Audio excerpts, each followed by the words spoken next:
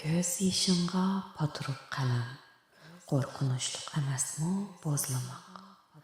Oq qog'ozning yuziga qarab, faqat haqiqatni so'zlamak.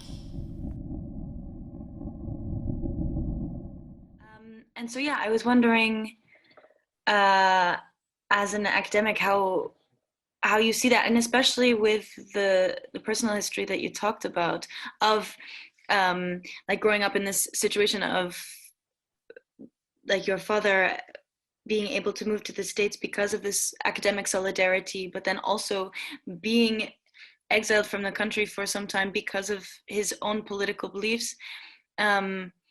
I'm wondering what you're thinking about this trend that we've seen in the last 5 years or so. I mean, I think because of my story, because, you know, in Sudan, the universities and academic institutions have always been extremely central to democratic movements and to revolutionary movements that depose dictatorships, right?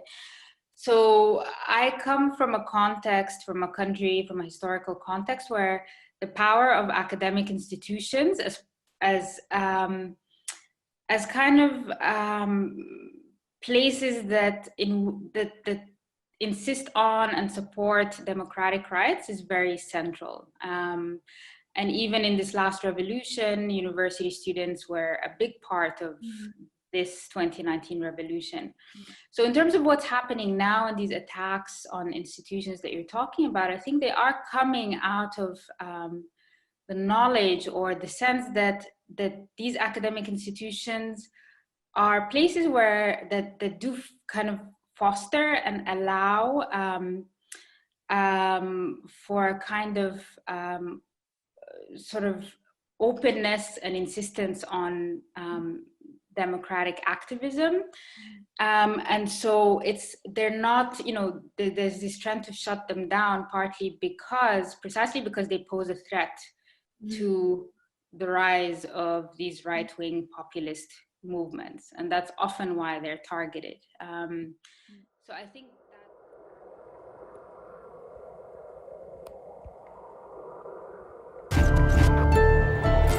these people are systematically oppressed by their own government. We've been waking up to horrific stories every day, heartbreaking images separating mothers from their children. They live in a police state where they're monitored by one of the most advanced and intrusive surveillance systems in the world. Many of them have not been heard from since being detained.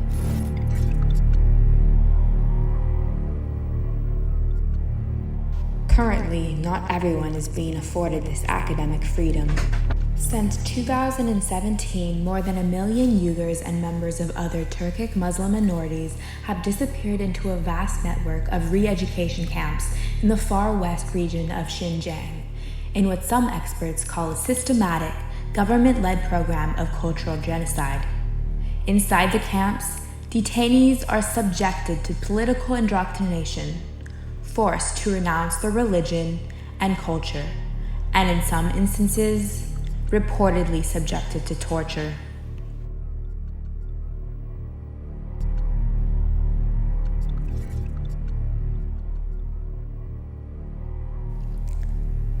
The United Nations Educational, Scientific, and Cultural Organization defines academic freedom as scholars' right, without constriction by prescribed doctrine, to freedom of teaching and discussion, freedom in carrying out research and disseminating and publishing the results thereof, freedom to express freely their own opinion about the institution or system in which they work, freedom from institutional censorship, and freedom to participate in professional or representative academic bodies.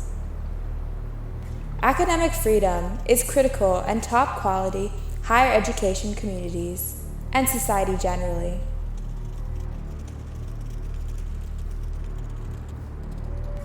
We urge you to join our call to action.